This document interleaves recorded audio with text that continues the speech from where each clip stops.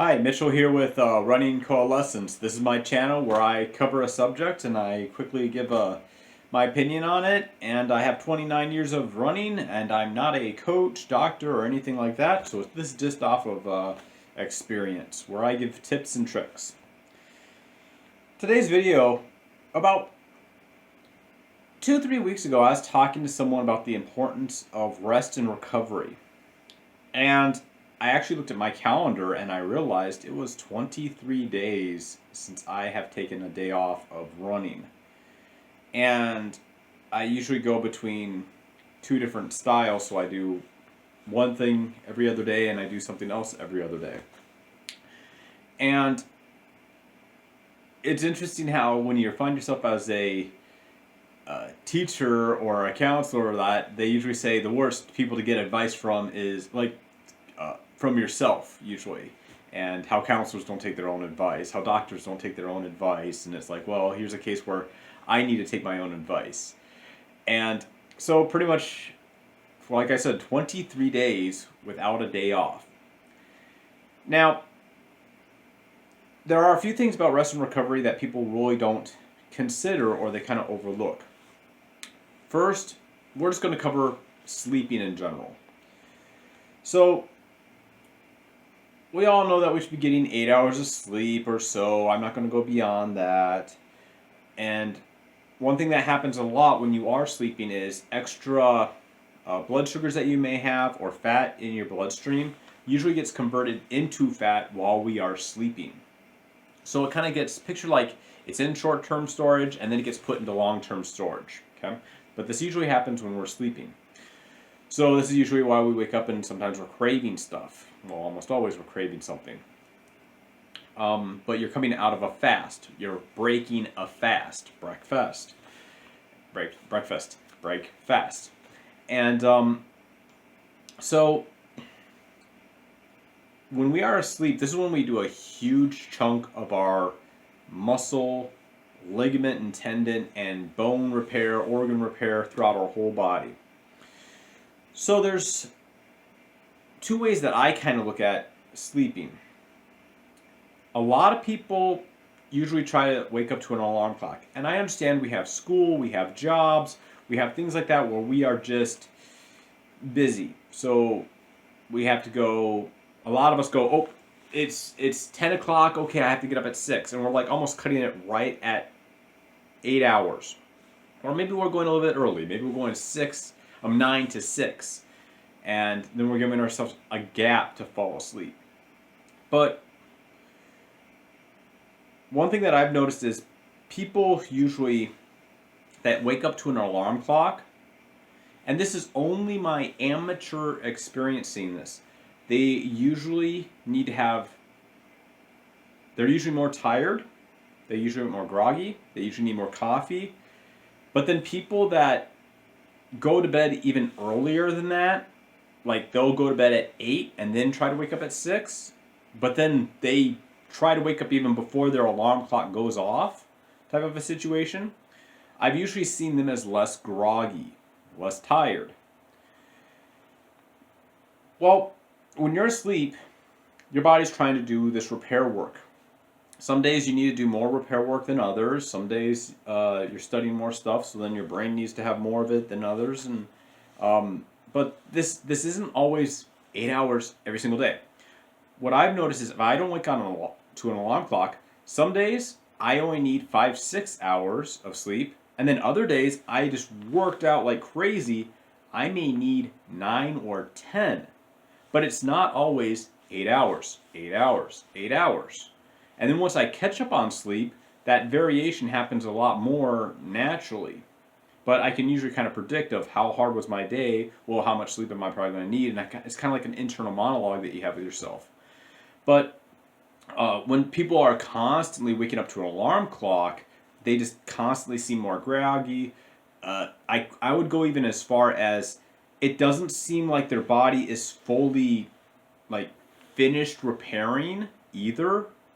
Muscles, ligaments, and tendons, like their recovery rate seems to be a little bit slower, which would make sense though if their body is being forced to wake up before it's done with the regeneration cycle, aka sleep. it would kind of make sense. If that's always getting cut off, well, then it's always gone, okay, we'll fix this the next time. Okay, we'll fix this the next time. And it keeps on kind of holding off more and more and more. So if you can, try to go to bed a little bit earlier. Okay, I'm not recommending, not a doctor, not a sleeping person, but what I would do is if I had to get an alarm clock, I'd try to go to sleep earlier so then I'm less likely to be woken up by the alarm clock, and I may wake up half an hour or an hour before my alarm clock even goes off. That's how I would approach it. Because then I know my body had all the time it needed to rest and recover. Okay? Excuse me. So, that's really the two ways that I look at it. People that have to wake up by an alarm clock and people that don't. Or people that are just kind of naturally able to do it with sunlight. Like me, the sun is critical for me waking up and going to bed. If, especially in the morning, when I wake up. If I don't see the sun, like during the wintertime, man, my sleeping schedule gets all funked up. But mainly, okay, so that's the first part. Is just how much we should sleep, kind of some general sleeping patterns there. Okay. The next one, that's resting now. Okay, recovery. How many days should you take off from time to time? Now, there's a lot of debate in this on you should take 1 day off, 2 days off, 3 days off a week. What I use to determine this myself is how hard am I pushing? If I'm pushing harder than I ever have before, if I'm doing a whole bunch of PRs, or I'm just really pushing, I'm giving it like 80% every single day, I'm probably going to need to have another day off just to recover a little bit better. But if I'm just going about like 70%, 68%, I'm not under, but I'm just, okay, hey, doing a stab, and again, and again, and again, I may need 1 day off a week, or like what I've just been doing, 23 days. So that's the way we could look at it. The last 23 days, there is no way that I was going 90% for these last 23 days. Probably not even 80%, but then 75, 70. But every single day I'm still improving just a little bit. But I never went so extreme that I was so tight, so sore that I just had to take off a day earlier. Really, if I hadn't looked at the calendar, and then also if it wasn't kind of a yucky day outside, I probably would have still gone. But when I saw the calendar, I was like, whoa, holy cow, it's been that long. So this month, I'm only taking 2 days off this whole month. And it's like, well, I like to take 6 to 8 usually. But my overall training has just been so gradual, it hasn't done a massive drain on my system where I've had to take that day off and I've had to get a lot more sleep. It's been a lot more stable for me. So those are the really two ways that you should look at rest and recovery. How are you sleeping? And then how many days should you have off? And the how are you sleeping, if you are kind of new at keeping track on how much you are sleeping, what I would do or what you can do is a sleep log. When you get into bed, just jot down the time roughly, give or take 15 minutes. And you don't want to like be focused on the time that you fall asleep, but just kind of have a general, oh, did it take me 30 minutes? Did it take me 10 minutes? What did it take me an hour? Did I toss and turn before I fall asleep? Kind of keep a general idea, and then when you wake up in the morning, write that down. Of, oh yeah, how long did it take? How did I wake up in the middle of the night? Did I do that? It's like, I don't worry about the breaks, but I kind of go, when did I, because I'll wake up in the middle of the night, and I just have to go to the bathroom, and then boom, I'll just go right back to bed again. I'll wake up in the middle of the night, I'll use the bathroom, I'll drink a whole bunch of water, and then I'll just go right back to bed again. And I'll remember it happening, but it's almost instant from wake up. It's like my body just went, hey, we're full of waste, we're fixing the body, we got a whole bunch of waste out here, okay, get rid of it, hey, can you give us some more hydration, we got some more work to do, we're repairing the body, okay, go back to bed, boom. And it's like, so it's just like, it's pretty quick, for me anyway, of just waking up, bathroom, water, sleep. So sleeping, one side. And then when should you take breaks? Here's one point that I actually talked to someone very recently. And so, for example, I was talking about like state. When I was in high school, it was not uncommon for us to take, well, for normal meets, it wasn't uncommon for us to have a lighter day prior to the race. But these weren't really important races. But if it was regionals, we would usually take two.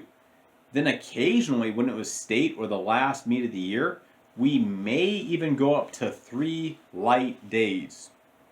Now, there's not a huge difference between having a light day and a day off. They're very much the same. You're just kind of going out to stretch out the legs, make sure that everything is okay. You're like, okay, so you're literally stretching out the legs by running, but then you're also doing more of the stretch while you're just, pre and post, just to make sure everything's okay. But you're more checking on your hydration levels. You're more checking on what are you eating the right food beforehand. You're kind of just, shaking off the jitters if you have them because state's right around the corner. So you're kind of getting that prep. So, especially for cross country, it was not uncommon to have to take the last 3 days lighter before state. And it's like, so your coach is saying too, well, that's why, because your muscles will physically reinforce and heal more. And a lot of the micro tears that you've had, they will just get healed up and you won't have as many of them in your legs. You'll naturally have a increase in performance because you spent more time fixing your legs. So picture as you run, you're losing a little bit of performance, okay? And you're just kind of maintaining that little reduction in performance. But then when you take some days off, you kind of catch back up and now you're going to be back at a higher level of performance. Well, then when you start running, you're going to drop down a little bit in performance again. This isn't a huge amount, only like 5 or 10, maybe 5%, but it's noticeable for when you add your motivation or state or regionals on top of that. You're going to notice that extra little boost just helps out a little bit more.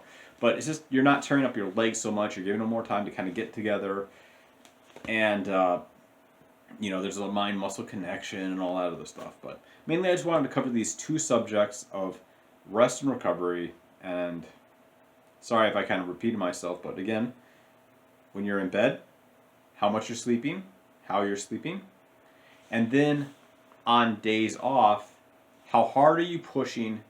Is it time to take a day off? Do you need to take a day off? And there are some days I will literally go for a run. I will make it a mile. Sometimes even less. I'm like, ow. Take the day off. I'm too tight. I'm too sore. Ow.